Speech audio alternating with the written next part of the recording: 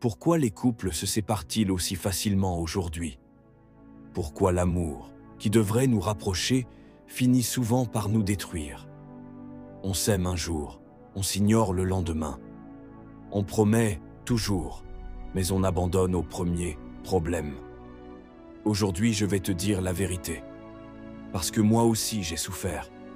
Parce que moi aussi j'ai aimé et perdu.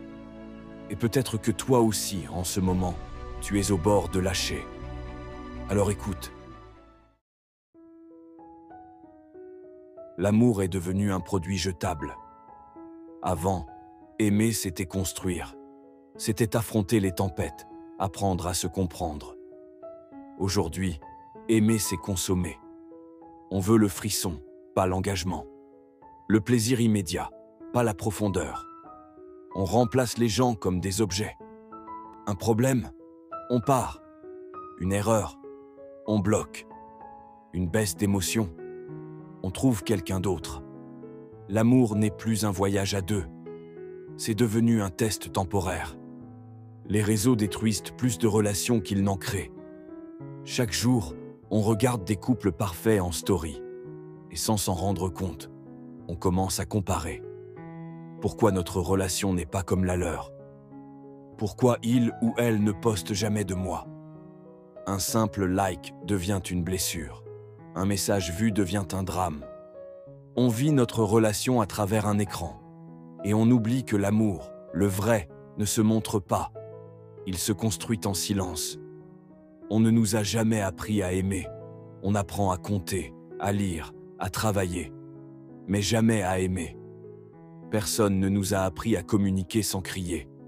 À être fidèle, même quand on est tenté. À rester, même quand ça fait mal. Beaucoup d'entre nous ont grandi avec des parents absents, froids ou blessés. On a appris l'amour par imitation. Et parfois, ce qu'on a vu, c'était la peur, le silence ou la violence. Alors on fait des erreurs. On fuit l'amour ou on l'abîme. Mais ce n'est pas notre faute.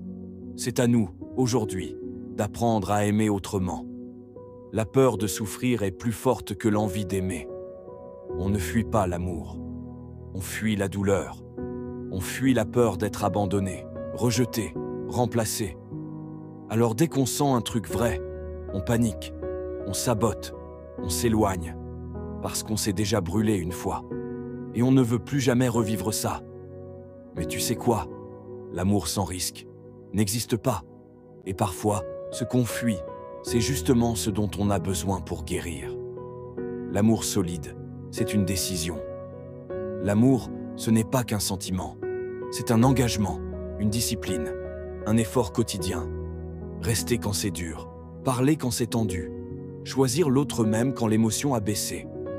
Ce n'est pas toujours magique, mais c'est réel. Et si deux personnes veulent vraiment construire, elles y arriveront. Peu importe les erreurs, les différences, les blessures.